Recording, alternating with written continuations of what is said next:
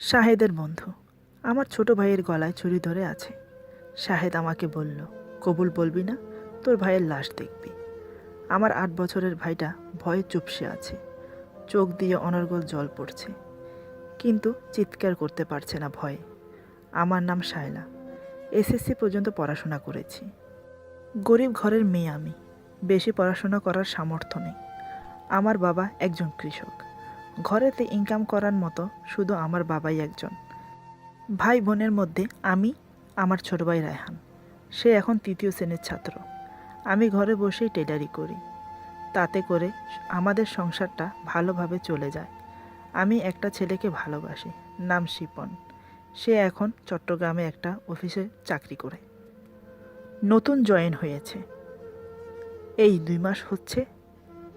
ওর ফ্যামিলির সবাই জানে ওর আর আমার সম্পর্কের কথা। শিপন আমাকে বলেছে 1 বছর যাক, তারপর আমাদের বিয়েটা হবে। তুমি শুধু 1 বছর পর্যন্ত ওয়েট করো। এদিকে শাহেদ আমাকে মনে মনে ভালোবাসে। আমাদের পাশের বাড়ির ওদের, মাঝে মাঝে আমাদের বাড়িতে আসতো। শাহেদ ছেলে হিসেবে ভালো না, একজন কুখ্যাত ডাকাত। সবাই ওকে খুব ভালো করেই চেনে। শাহেদেরা 4 ভাই, শাহেদ 2 নম্বরে পড়ে। একদিন ভুলবশত আমাকে শিপনের সাথে দেখে ফেলে। শিপনকে জিজ্ঞেস করে জানলো আমি আর শিপন একে অপরকে ভালোবাসি, অতি শীঘ্রই আমাকে বিয়ে করবে। এটা শুনে শাহেদ ভিতরে ভিতরে রাগে ফুঁসছিল, কিছু না বলে সেখান থেকে তখনই চলে এলো। আমাকে নিয়ে খুব টেনশনে পড়ে গেল শাহেদ। খারাপ হলেও শাহেদ দেখতে খুব হ্যান্ডসাম, যে কেউ দেখলে প্রেমে পড়ে যাবে। শুধু ওর খারাপ কাজটার কারণে কেউ ওর ধারে কাছে আসে না। এমনিতেও 10টা কেস ওর উপরে চলছে, সবগুলোতে জামিন নিয়ে মাসে মাসে গিয়ে হাজিরা দিয়ে আসে। এমন কোনো খারাপ কাজ নেই ও করে না, শুধু মেয়েদের নেশা ছাড়া। মেয়েদের খুব সম্মান করে। আরেকটা বাজে অভ্যাস আছে, ওর সামনে দিয়ে যে কোনো মেয়ে গেলে ফ্যাল ফ্যাল করে তাকিয়ে থাকে, মনে হয় যেন ভেতরটাও জরিপ করে নিচ্ছে। শাহেদকে প্রথম কেউ দেখলে ভাববে ছেলেটার চরিত্রে দোষ আছে, আসলে কিন্তু তা না। এটা ওর ছোট থেকেই একটা বদঅভ্যাস। ওর এই অভ্যাসের জন্য কেউ ওকে পছন্দ করে না। দোকানে এসে গম্ভীর হয়ে বসে আছে, অনেকক্ষণ হলো, কোনো সারা শব্দ নেই। এরই মাঝে বন্ধু আকরাম এসে দাঁড়ালো ওর সামনে। সেদিকে কোনো খেয়াল নেই, যেন অন্য জগতে হারিয়ে গেছে সে। আকরাম বলল, কিরে, আজ হঠাৎ কি হলো তোর? কোনো সারা শব্দ নেই। সে কখন থেকে এসে দাঁড়িয়ে আছি তোর সামনে, সেদিকে তোর কোনো খেয়ালই নেই। এমন আনমনা হয়ে কি ভাবছিস, বল তো দেখি শুনি। শাহেদ বলল, কিছু না, বস এখানে, চা খাবি? আকরাম বলল, চা পরে হবে, আগে বল তোর কি হয়েছে? এমন উদাস লাগছে কেন তোকে? ঘরে কি কোনো সমস্যা হয়েছে? শাহেদ কি বলবে ভেবে পাচ্ছে না, কারণ আজ পর্যন্ত শায়লার কথা কাউকে বলেনি। আজ প্রায় 3 বছর হতে চলল শায়লাকে মনে মনে ভালোবাসে। শাহেদকে চুপ থাকতে দেখে আকরাম বলল, কিরে, চুপ করে আছিস কেন? আকরামের চাপে পড়ে শাহেদ সব খুলে বলে। আকরাম চোখ বড় বড় করে তাকিয়ে আছে, নিজের কানকে বিশ্বাস করাতে পারছে না। বলে কি শাহেদ? এই যে অবিশ্বাসজনক কথা। শাহেদ লক্ষ্য করল আকরাম অবাক হয়ে তাকিয়ে আছে, তাই সে আবার বলল, আমি জানতাম তুই শুনে অবাক হয়ে যাবি। দেখ, যেটা সত্য সেটাই বললাম, যে করে হোক শায়লাকে আমার চাই। আকরাম বলল, বিয়ের প্রস্তাব দিলে কেমন হয়? শাহেদ বলল, তুই কি পাগল হলি? আমার মতো সন্ত্রাসকে কে মেয়ে দেবে? তার চেয়ে বরং অন্য কোনো উপায় দেখ। আকরাম মুচকি হেসে বলল, আর একটা উপায় আছে, সেটা হলো অপহরণ। ওকে উঠিয়ে নিয়ে গেলে কেমন হয়? এমনিতে তোর কাছে বিয়ে দিতে ওর মা বাবা কেউই রাজি হবে না। আর শায়লা শিপনকে ভালোবাসে, ও তো এমনিতেই রাজি হবে না। আকরামের কথা শুনে শাহেদ ভাবছে। আকরাম আবার বলল, দেখ, এই ছাড়া আর কোনো উপায় নেই। শাহেদ ভেবে নিয়ে বলল, ঠিক আছে, সেটা না হয় বুঝলাম, কিন্তু ওকে উঠাবো কি করে? আশেপাশের সবাই জেনে যাবে, আর বড় কথা হলো ওর মা বাবা ঘরে থাকবে, আমাকে দেখলেই চিনে যাবে। তখন সমস্যা বাড়বে বই কমবে না। কী যে করি এখন, কিছু ভালো লাগছে না আমার। আকরাম বলল, ধৈর্য ধর বন্ধু, ধৈর্য ধর। একটা না একটা ব্যবস্থা হয়ে যাবে, শুধু পাহারা দিয়ে থাক। কখন ওর মা বাবা দুজন একসাথে কোথাও যায় কি না 2-1 দিনের জন্য, তখনই কাজটা সারতে হবে। আর তুই টেনশন করিস না, আমি তো আছি তোর সাথে। দরকার পড়লে আমরা কয়েকজন মিলে কাজটা করব, কোনো সমস্যা হবে না। এইভাবে দিন যেতে থাকে। শাহেদ পাহারা দিয়ে আছে। কখন আমার মা বাবা 2-1 দিনের জন্য বাইরে কোথাও বেড়াতে যাবে। একদিন সেই সুযোগ এসে গেল। আমার নানু অসুস্থ হয়ে পড়লেন। মা বাবা দুজনেই গেলেন দেখতে। ঘরে আমি, আমার ছোট ভাই রায়হান আছি শুধু। এই খবরটা শাহেদের কানে গেল। আগের প্ল্যান অনুযায়ী আজ রাতে আমাকে অপহরণ করবে। গভীর রাতে সবাই যখন ঘুমে মগ্ন, ঠিক তখনই শাহেদ আমাদের বাড়িতে প্রবেশ করল। গ্রামের বাড়ি, বেশিরভাগ টিনের ঘর থাকে। আমাদের ঘরটাও টিনের। তখন আরও শীতকাল ছিল। আমি, আমার ছোট ভাই একসাথে খাটে শুয়ে আছি। ওর একটা অভ্যাস, আমার সাথে ঘুমোলে আমাকে শক্ত করে জড়িয়ে ধরে থাকে। সেই ছোটবেলা থেকেই আমার সাথে ঘুমায়। আজও তাই, ঠিক একই রকমভাবে আমাকে জড়িয়ে ধরে ঘুমিয়ে আছে। টিনের বেড়া কেটে কখন যে ওরা ঘরে প্রবেশ করলো বুঝতেই পারিনি। ওরা মোট 5 জন। কম্বল মুড়ি দিয়ে ঘুমিয়ে আছি। একজন আরেকজনকে বলছে, কোনো নাড়াচাড়া করিস না, যেভাবে আছে সেভাবে উঠিয়ে নে, শুধু মুখটা বেঁধে দে যাতে চিল্লাতে না পারে। কথা অনুযায়ী সেটাই করলো। আমার মুখটা বেঁধে দিল। টের পেলাম আমি শূন্যে আছি। কিভাবে, কোথায় যাচ্ছি, কারা নিয়ে যাচ্ছে কিছুই বুঝতে পারলাম না। পা থেকে মাথা পর্যন্ত কম্বল দিয়ে মোড়ানো ছিল। আকরাম আবু বাকারকে বলল, কিরে বাকার, এত ভারী কেন? আবু বাকার বলল, আমিও ঠিক বুঝতে পারছি না। ওরা নিয়ে চললো আমাকে, কিন্তু এটা বুঝতে পারলো না আমার সাথে করে আমার ছোট ভাইকেও নিয়ে যাচ্ছে। মাঝ রাস্তায় আমার ছোট ভাই জেগে উঠল। আমাকে আওয়াজ দিয়ে বলল, আপু, খাট এত দুলছে কেন? কি বলবো আমি, আমার মুখ তো বাধা। শাহেদ বলল, কিরে, ছোট বাচ্চার কথা কোত্থেকে আসে? আকরাম বলল, মনে হয় তোর বউয়ের সাথে তোর শালাকে উঠিয়ে নিয়ে এসেছি। এই বলে ওরা হো হো করে হাসতে লাগলো। ঘাটের কাছে এসে দেখে একটাও ট্রলার নেই। একে অপরকে বলছে, কিরে, এখানে না ট্রলার থাকার কথা ছিল, তাহলে কই? আরেকজন উঠে বলল, মনে হয় ভুল জায়গায় চলে এসেছি। নদীর পাড় দিয়ে হেঁটে আরেকটু সামনে চল, হয়তো পেয়ে যাব। যা কুয়াশা পড়েছে তাতে করে আশেপাশের সামনের কিছুই দেখা যাচ্ছে না, সেজন্যই রাস্তাটা ভুল হয়েছে। কিছু দূর যাওয়ার পর ট্রলার মিলল। আমাকে নিয়ে ট্রলারে উঠে পড়ল। সকালের আগে আগে যে পৌঁছাতে হবে। পুরো 1 ঘন্টা পর একটা বাড়ির সামনে এসে দাঁড়ালো। দরজা খুলে আমাকে নিয়ে প্রবেশ করলো। মাঝ রাস্তায় আমার শরীর থেকে কম্বল সরিয়ে দিয়েছিল। মুখ কিন্তু বাধা এখনও আছে। সবাই এক প্রকার হাঁপিয়ে গেছে আমাকে নিয়ে। 2 জন মানুষকে একসাথে কাঁধে করে 2 মাইল রাস্তা চলা এত সহজ না। আমি কিছুই বুঝতে পারলাম না আমাকে কেন উঠিয়ে নিয়ে আসা হলো। ওদেরকে দেখে আমি চিনতে পারছি, ওরা সবাই আমার এলাকারই মানুষ, কিন্তু আমাকে কেন ধরে নিয়ে এলো, সাথে আমার ছোট ভাইকে। আকরাম বলল, দেখ, বেশি দেরি করা চলবে না, কালকের মাঝে বিয়েটা করে ফেল। যত তাড়াতাড়ি শেষ করবি ততই মঙ্গল। বিয়ের পর কেউ কিছু করতে পারবে না। আরেক বন্ধু উঠে বলল, বিয়ের পর বড় করে একটা পার্টি দিবি। শাহেদ বলল, যা বলবি তাই হবে, আগে বিয়েটা তো হতে দে। ওদের সব কথা আমি শুনছি। তার মানে শাহেদ আমাকে বিয়ে করবে বলে তুলে নিয়ে এসেছে। আমি মরে গেলেও ওকে বিয়ে করব না। আমি শিপনকে ভালোবাসি। ওর ফ্যামিলি আমার ফ্যামিলি সেটা মেনে নিয়েছে। আর আমাদের এই 2 বছরের সম্পর্ক না, পুরো 7 বছরের। আমার ইচ্ছে করছে উঠে গিয়ে কষে 2টো থাপ্পড় মারি, কিন্তু পারছি না। আমার হাত পা বাঁধা, মুখেও কিছু বলতে পারছি না। অমানুষটা আমার মুখটাও বেঁধে রেখেছে।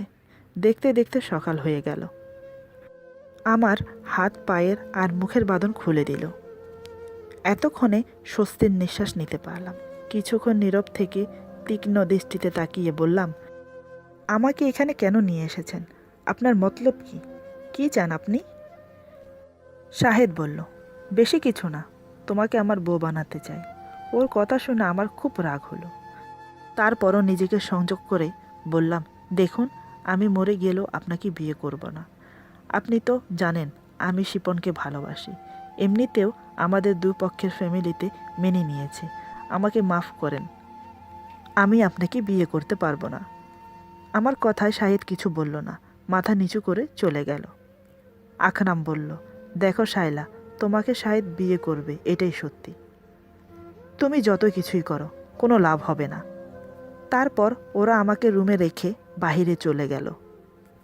যুক্তি পরামর্শ করল, আমার ছোট ভাইকে জিম্মি করে বাধ্য করবে আমাকে বিয়ে করতে। আর এদিকে আমি সিদ্ধান্ত নিয়ে নিয়েছি, মরে যাব, তারপরও ওকে বিয়ে করব না। ওইদিকে আমাদের ঘরের টিনের বেড়া কাটা দেখে আশেপাশের লোক আমার মা বাবাকে খবর দিল। তারা এসে দেখে এই কাণ্ড, কিছুই বুঝতে পারছে না। কে করলো, কারা করবে, সেটা চিন্তা করছিল। এদিকে আমি আমার ছোট ভাই নিখোঁজ। সবাই ভাবছে কেউ হয়তো তোর মেয়েকে অপহরণ করেছে, তা না হলে কোথায় যাবে। কেউ বলছে হয়তো আশিকের সাথে ভেগে গেছে। নানান লোক নানান রকমের কথা বলছে। শিপন বাড়িতে ছিল, এসব কথা ওর কানে গিয়েও পৌঁছায়। তৎক্ষণাৎ এসে দেখে এই পরিস্থিতি। যারা শিপনের দিকে আঙ্গুল উঠিয়েছে তারা শিপনকে দেখে চুপ হয়ে গেল। এইদিকে 2 দিন হয়ে গেল, আমি বিয়েতে রাজি হচ্ছি না। 3 দিনের দিন আমার ছোট ভাইয়ের গলায় ছুরি ধরে বলল, শাহেদ, ভালো ভালো রাজি হয়ে যা, নয়তো তোর সামনে তোর ছোট ভাইকে মেরে দেব। কি করব ভেবে পাচ্ছি না। এদিকে ভালোবাসা আর অন্যদিকে ছোট ভাই, কাকে বেছে নেব? আর থাকতে পারছি না। ভালোবাসার জন্য নিজের ভাইকে তো আর হারাতে পারি না, তাই রাজি হয়ে গেলাম। যতক্ষণ পর্যন্ত না কবুল বলছি ততক্ষণ পর্যন্ত আমার ভাইয়ের গলায় ছুরি ধরেছিল। বুকটা ফেটে যাচ্ছে, বোঝাতে পারছি না কাউকে। যাকে পছন্দ করি না তাকে বিয়ে করতে হচ্ছে। একজন গুন্ডা বদমাশের বউ হব শেষমেশ, এই ছিল আমার কপালে। কাজী এসে বসে আছে সামনে, সব কিছু রেডি করে কবুল বলার জন্য বলল আমাকে। চুপ করে বসে আছি, কবুল বলছি না। চোখ দিয়ে অনর্গল জল পড়ছে। কবুল বলছি না দেখে শাহেদ বলল, কি ব্যাপার, চুপ কেন? বলো কবুল। কি আর করার, বাধ্য হয়ে কবুল বললাম। ছোট ভাইয়ের মুখটার দিকে তাকিয়ে খুব মায়া হচ্ছিল। বেচারা ভয়ে চুপসে গেছে। কাবিননামায় সাইন নেওয়া হলো। কাজীকে বলা হলো আজ দিনের অংশে কাবিননামা রেজিস্ট্রি করে নিয়ে আসতে। সব কিছু কমপ্লিট করে আমাকে নিয়ে বাড়ির দিকে রওনা দিল। বাড়ি পৌঁছাতেই সব কিছু জানাজানি হয়ে গেল। পাড়ার প্রতিবেশী সবাই একে একে আমাকে দেখতে আসছে। নববধূর সাজে বসে আছি। ডাকাতি করা গহনা তো আছে, সেগুলো দিয়ে কাঠপুতলির মতো আমাকে সাজিয়ে বসিয়ে রেখেছে। ওর বড় ভাবি আমার পাশেই বসেছিল। আমি শুধু নীরবে দেখে যাচ্ছি। কিছু করার নেই আমার। আমার হাত পা বাঁধা। শাহেদ আসার সময় বলে দিয়েছিল বাড়িতে গিয়ে কোনো চালাকি যেন না করি, তা না হলে আমার ফ্যামিলির ক্ষতি হবে। আকাশে মেঘের ন্যায় মুখে কালো মেঘ জমেছে। হাসি তো দূর, কারোর সাথে কথা বলারও ইচ্ছে হচ্ছে না আমার। জীবনটা যে শেষ হয়ে গেল। একটা দাগি আসামির সাথে সারা জীবন সংসার করতে হবে। সারা জীবন ভুল বললাম। এদের অনেক শত্রু থাকে, কখন কোথায় কার গুলিতে মারা যায় বোঝা বড় দায়। শিপন কি ভাবছে আমাকে নিয়ে? কেউ ভুল বুঝছে না তো? হঠাৎ দেখলাম মানুষের ভিড়ে শিপনকে দেখা যাচ্ছে। ওকে দেখে চোখ দিয়ে জল গড়িয়ে পড়ল। শিপন দূর থেকে আমাকে দেখে চলে গেল। আমি জানি ওর খুব কষ্ট হচ্ছে।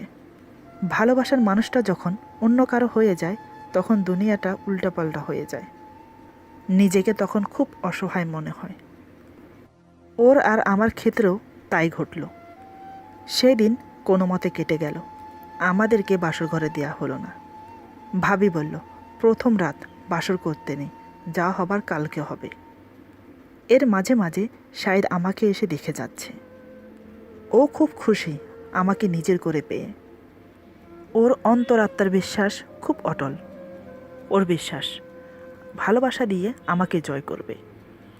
তার পরের দিন খুব ধুমধাম করে অনুষ্ঠান হলো। খুব সুন্দর করে বাসর ঘর সাজানো হলো। ভারী ভারী গহনা পরে বধূ সেজে বসে আছি বাসর ঘরে। ওর ভাবি আমাকে বলল, দেখো বোন, মেয়েদের জীবনে বিয়ের পর আর কোনো ইচ্ছা অনিচ্ছা থাকে না। স্বামীর সংসার এটাই মেয়েদের সবচাইতে ইম্পর্টেন্ট জিনিস। স্বামী যেমনই হোক তাকে আপন করে নেওয়াটাই শ্রেয়। মানুষের অনেক চাওয়া পাওয়া থাকে, সবার সব কিছু পূরণ হয় না। আমিও তোমার মতো একজনকে ভালোবেসেছি, কিন্তু পরিবারের কারণে আজ আমাকে অন্য আরেকজনের সংসার করতে হচ্ছে। পৃথিবীতে মেয়েদের ইচ্ছের কোনো দাম নেই। আমি জানি তোমার বিয়েটা স্বাভাবিকভাবে হয়নি, কিন্তু তারপরও বলবো, নিজেকে মানিয়ে নেওয়ার চেষ্টা করো। ওনার উপদেশগুলো আমার শরীরে কাটার মতো বিঁধছে। তারপরও নিজেকে স্বাভাবিক করে বললাম, কি করে মেনে নেব বলতে পারবেন ভাবি? এত সহজে কি পরকে আপন করা যায়? যাকে নিয়ে এত স্বপ্ন দেখলাম, আশায় ঘর বাঁধলাম, তাকে ছেড়ে অন্য কারোর সংসার কিভাবে করব? যাকে কিনা আমি কোনোদিন প্রত্যাশাই করিনি। সারা জীবন তার সাথে থাকতে হবে ভাবতেই বুকের ভেতরটা কেমন জানি করছে। ও তো একটা অমানুষ, ভালোবাসা কি বুঝবে? একজন ডাকাতের বউ হয়ে সারা জীবন কাটাতে পারবো না। ভাবি একটু মুচকি হেসে বলল, এটা তোমার ভুল ধারণা। শাহেদ যতই খারাপ হোক সেটা বাহিরে, ঘরে এবং কি এলাকায় কখনো কারোর সাথে ঝামেলা করে না। মানছি শাহেদ একটা ডাকাত, কিন্তু ও তোমাকে অনেক ভালোবাসে। ভালো যদি না বাসতো তাহলে তুমি আজ এই বাড়ির বউ হতে পারতে না। ইউজ করে ছেড়ে দিত। 4 দিন তোমাকে অপহরণ করেছে। বলো তো, এখন পর্যন্ত তোমার হাত ছুঁয়ে দেখেছে? মানুষ হিসেবে এতটা খারাপ নাও। একবার ভেবে দেখো আমার কথাগুলো। আশা করি রাখবে। এই বলে ভাবি চলে গেল। এটা সত্যি, শায়দ এখন পর্যন্ত আমার হাতটা ছুঁয়ে দেখেনি। ভাবির কথাগুলো ভাবতে লাগলাম। হঠাৎ কেউ ঘরে প্রবেশ করছে। দেখলাম শায়দ ঘরে প্রবেশ করে দরজা বন্ধ করে দিচ্ছে। মনের ভেতরটা ভয়ে কেঁপে উঠছে। জানি না কি করবে এখন। এক নজর দেখেই বুঝতে পারলাম ওর চোখ দুটো লাল লাল হয়ে গেছে। দেখে মনে হচ্ছে নেশা করেছে। আসলে তা না, 4 দিন ও ভালো করে ঘুমায়নি, আমাকে পাহারা দিয়েছে, তাই চোখ লাল লাল হয়ে আছে। ধীরে ধীরে আমার দিকে এগোতে থাকে। আমার কিন্তু ভয় হচ্ছে। জোর করে কিছু করবে না তো? যদি মুখ চেপে ধরে তাহলে কি করব? এখান থেকে উঠে পালাবো? নানান রকমের দুশ্চিন্তা হচ্ছিল আমার। আমার ধারণাকে উল্টে দিয়ে শায়দ আমার সামনে এসে বসল। কিছুক্ষণ নীরব থেকে বলল, দেখো, তোমার সাথে আমি যা করেছি মানছি, সেটা অন্যায়। তার জন্য তোমার কাছে ক্ষমা চাইছি। অন্য ছেলেদের মতো আমি কথা সাজিয়ে বলতে পারি না। আমার জায়গায় অন্য ছেলে হলে তোমাকে মিষ্টি মিষ্টি কথা শোনাতো, তোমার মান অভিমান ভাঙাতো। আমার ধারায় এসব সম্ভব না। যেটা সত্যি সেটাই বলতে পছন্দ করি। সত্যি মিথ্যা বানিয়ে কারোর মন জেতা, এগুলো আমি করতে পারবো না। শায়লা, আমি তোমাকে সত্যিই ভালোবাসি। তোমাকে হারানোর ভয়ে আমি এই কাজটা করতে বাধ্য হয়েছি। তোমাকে ছাড়া আমার একটা মুহূর্ত ভালো লাগে না। শিপনের মুখে যখন জানতে পারলাম তোমরা একে অপরকে ভালোবাসো, তখন আমি নিজেকে ঠিক রাখতে পারলাম না।